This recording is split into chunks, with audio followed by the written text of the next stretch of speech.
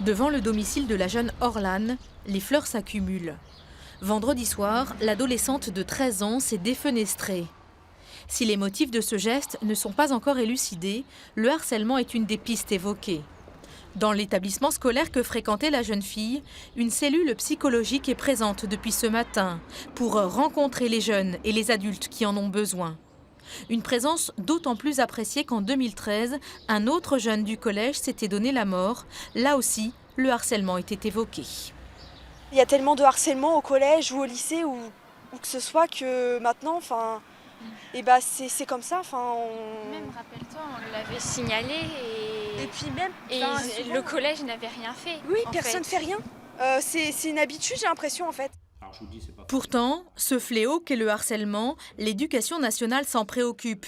Depuis 2010, dans l'académie de Rouen, des équipes mobiles de sécurité, au total une vingtaine de personnes, se rendent quotidiennement dans des établissements pour faire de la prévention.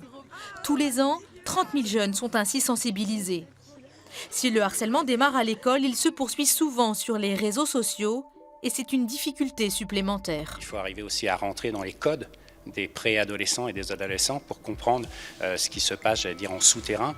Avant, les choses se passaient de façon plus ouverte. Maintenant, les choses sont plus, on va dire, cachées, dissimulées par le fait même de l'usage des SMS, du net, etc., où on a moins accès, où l'encadrement adulte a moins accès, mais tout le travail qui est fait permet de révéler et de libérer la parole, que ce soit des jeunes camarades ou que ce soit des adultes.